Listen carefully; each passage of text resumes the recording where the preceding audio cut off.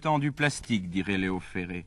Songez, ce que vous venez d'entendre s'est produit 135 fois, du 1er janvier au 13 novembre, rien que pour Paris. 190 fois dans la Seine et 351 fois sur l'ensemble du territoire métropolitain. Destinés à qui tous ces plastiques? Eh bien, un petit travail de recherche permet de repérer parmi les plastiqués, en vrac, 5 ministres, 22 députés, 9 sénateurs, François Sagan, Jean-Paul Sartre, 3 boîtes de nuit, 3 directeurs de journaux, 3 journalistes, le pasteur Bogner, le grand rabbin Kaplan, 10 journaux, des banques, des commissaires de police, Sacha Distel, le comte de Paris, 2 ambassadeurs à Paris et Léo Ferré. Et on en oublie. On oublie surtout la catégorie professionnelle la plus plastiquée de France, à savoir les concierges. Madame, le berceau de votre bébé se trouve à 1 mètre de la porte qui a volé en éclats. Oui. Le bébé était couché lorsque l'explosion s'est produite? Oui. Il s'est réveillé? Non. Il ne s'est pas réveillé? Non, pas du tout. C'est moi qui l'ai pris parce qu'une locataire a voulu le prendre. Autrement... Vous avez eu peur? Mais il n'a rien, le bébé. Non. Et alors pourquoi pleurez-vous? Parce que je trouve que c'est affreux de faire des choses comme ça, parce qu'il aurait pu aussi bien avoir quelque chose. Alors, pourquoi ces plastiques, tous signés OAS? À Paris, au soir du 16 novembre, dans la grande salle de la Mutualité, 3200 personnes applaudissent messieurs Bidault, Le Pen, Delbecq et l'ex-commissaire Dide, sifflent le nom du président de Gaulle et l'ex-commissaire Dide parle début de l'OAS.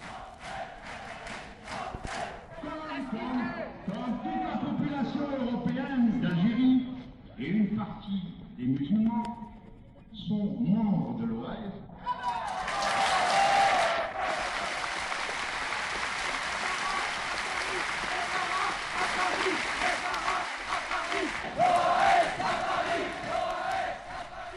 Quelques jours plus tard, l'ex-commissaire Dide est en prison, inculpé, entre autres, d'insultes à l'égard du chef de l'État.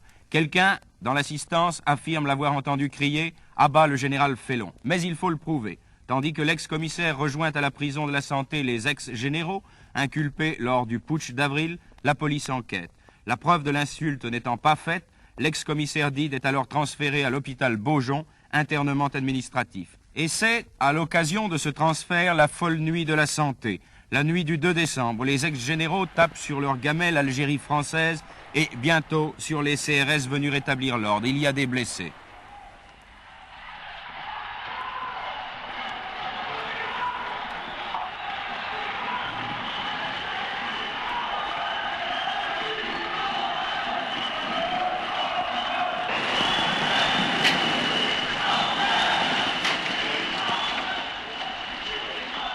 Mais puisque l'actualité se suit à l'oreille en ce moment, remontons jusqu'au 18 novembre et traversons la Seine pour entendre encore des bruits, des slogans, des cris. Là, ce sont des étudiants de l'UNEF et des militants d'autres organisations politiques ou syndicales qui scandent « Paix en Algérie » sur les boulevards à Paris. Là aussi, les policiers interviennent et là aussi, il y a des blessés.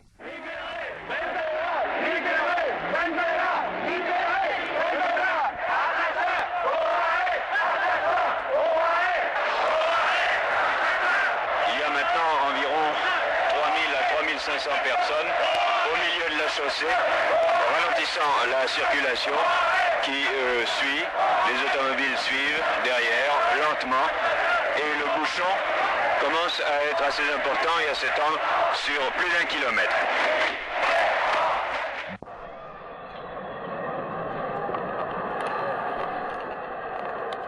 Non, là, ce n'est plus la politique, c'est la rage de 1000 jeunes gens venus au Palais des Sports écouter l'une de leurs idoles, l'un des grands prêtres du rock'n'roll, Vince Taylor.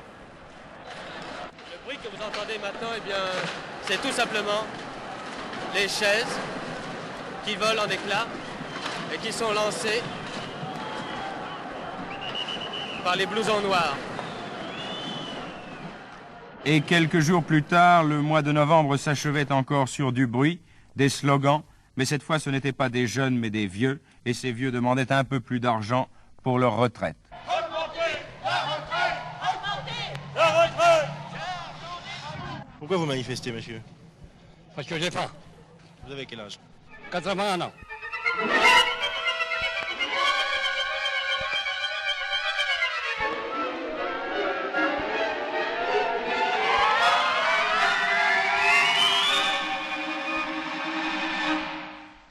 Malgré tous ces soucis et toutes ces inquiétudes, et peut-être même à cause de ces soucis et de ces inquiétudes, Sonorama souhaite au cercle chaque jour agrandi de ses amis une bonne année.